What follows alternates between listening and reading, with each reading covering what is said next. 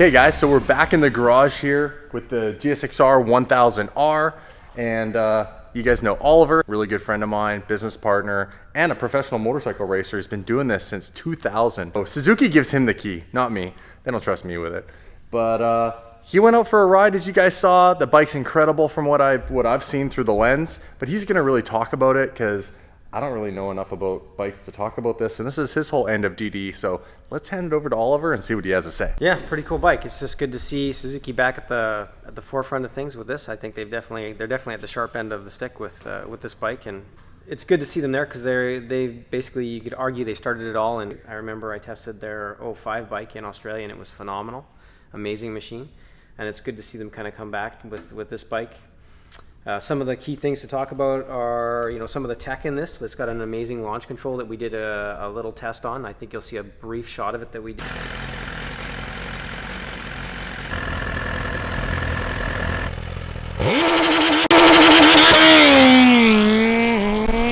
It seems to be the harder you ride the bike, the better it gets. So that means clutchless upshifts and downshifts, and it rev matches as well, which is just amazing. You got a 200 horsepower motorcycle that weighs 400 and something pounds, soaking wet. It's a weapon for sure. You've been riding professionally, and you usually ride without this type of stuff. So your mind goes to, if I let the clutch go and slip and then keep the gas on, this bike theoretically should just do a flip. Yeah. So you have to have an amazing amount of faith, whether it be blind or worked up to that trust in the electronics. And so traditional super bikes, like I'd say like mid to late 2000 super bikes, that era, you could never do something like that. You would you'd be drinking your dinner out of a straw. All right, Oliver. Well, thanks for spending the time with the audience. And now that we're going from super cars and we're introducing super bikes, because this really is a super bike, like 200 horsepower. This is a limited bike. This isn't just the GSXR-1000. This is the 1000R. So it's in its own category. This bike they're only going to make so many of them. Yeah, limited numbers. It's a numbered motorcycle. Yeah. So this thing's special, and this is the type of stuff that we're going to start showing.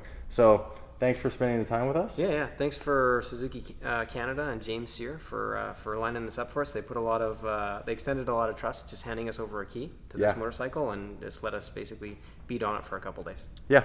Thanks a lot, guys. Appreciate it. Now back to our regular programming. Good morning.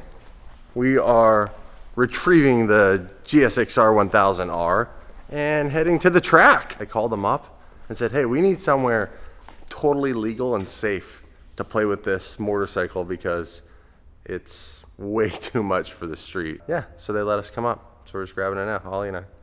Beautiful day, sunny. It's gonna be really good, the weather, so the lighting's gonna look like that. That like dusk and dawn lighting is perfect when you're filming.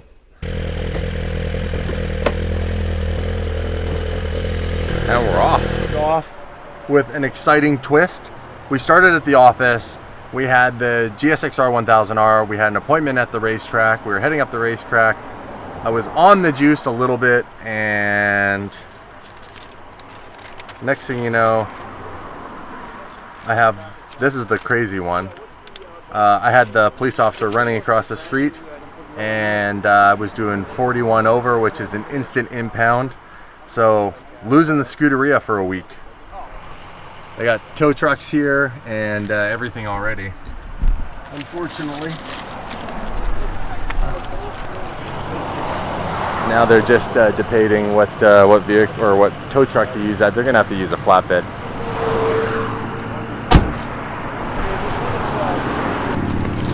I like the bike though. It's all dirty.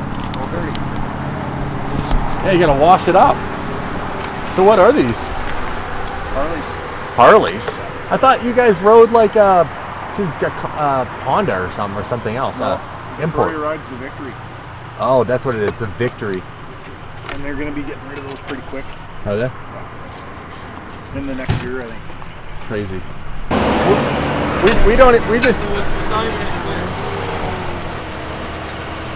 We'll wait for the flatbed, you guys. Yeah. Like, here, let's not scratch at 20,000. Can we just wait for the flatbed?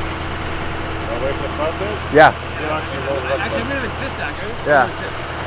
Yeah, I'm sorry. It's not okay with you. So I gotta put my It's side okay. on. No, it's not okay. I'm going to get mad. Yeah, no. We'll just wait. Well, we've done it before. But Yeah, but not with our cars. This is a limited car. They're not listening. That was pissing me off. Just think we're in my words. Well, it's because they don't care. No, they don't care.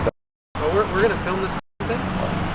And I'm getting To try to tow the scud with this tow truck, and we were like no, and we were saying no, and they kept trying to put the thing under it. So now we got to wait for the other flatbed to come back, because apparently that's the only one they've got, and it's taking the motorcycle at the moment.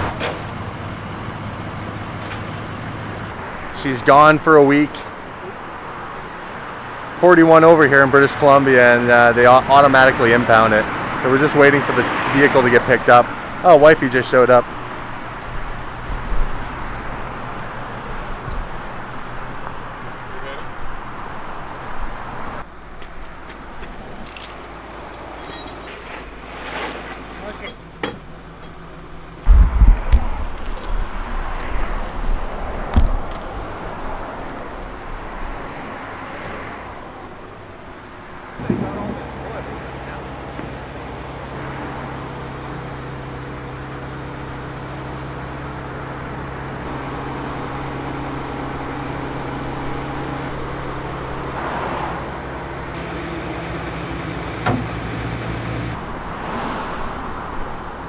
We can either go and help.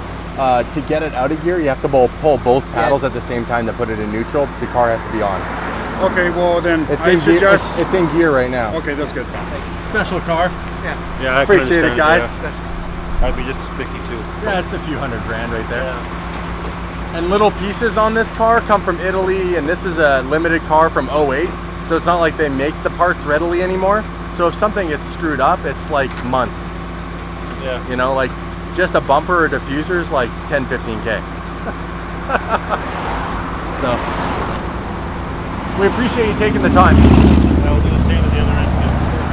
I gotta drop them off though somewhere. Thanks, guys. Yeah, you're welcome. All right.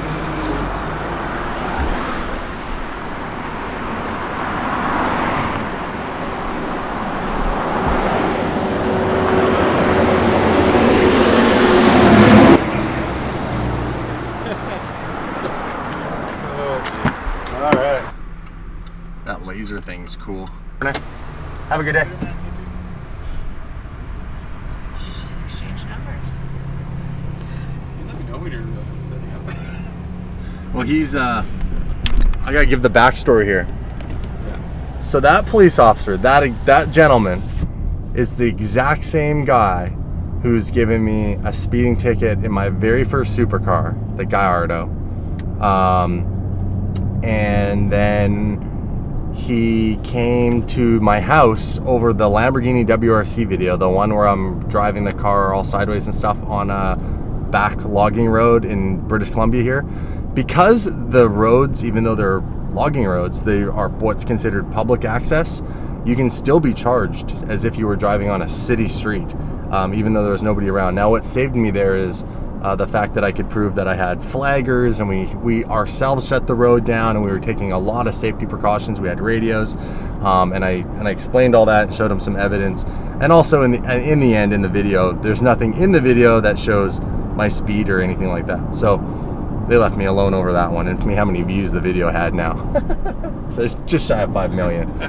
And then he actually impounded my Range Rover, one of my other white ones, when Tasha was pregnant with Presley. So that was over 4 years ago. Leaving really early in the morning one day, and we were going into town to pick up the Gallardo when it was broken, and it broke down and it was stuck in a parking stall downtown Victoria, and we had to get there before the parking meter started, which sucked because the car was broken, then the truck got impounded, so we had to get a rental, and Tasha was pregnant. Pissed right off, right? Yep. Like, totally makes sense. And now same guy is who just impounded the Scuderia. He's a super nice guy. He's just doing his job. In all fairness, I was going over 41 kilometers over the speed limit. So car's gone, sucks. No track footage. Instead, you guys get to see whatever rolling shots we get of the bike on the street within the speed limit, and a little tech overview on the bike, and you got the excitement of the Scud being towed. No supercar now for a week. What am I gonna do? Guess I gotta talk about something else. Ran home to quickly grab a car cover for the Scud because it's gonna be sitting in a tow yard with no cover. The Huracan cover on it. So good. Good. He's like, we'll park it right up here, closest to the office. I think it's ran for a little bit. Looks fucking dope, dude. Good? Good. Obviously, Worked awesome. Protected.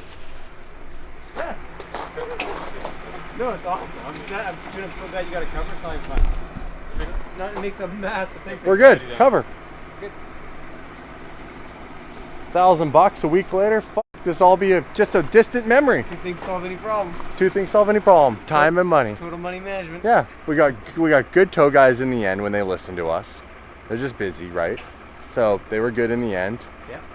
Same cop, good guy. He's just doing his job. Well, that sucks, but it is what it is. You know, here's the lesson.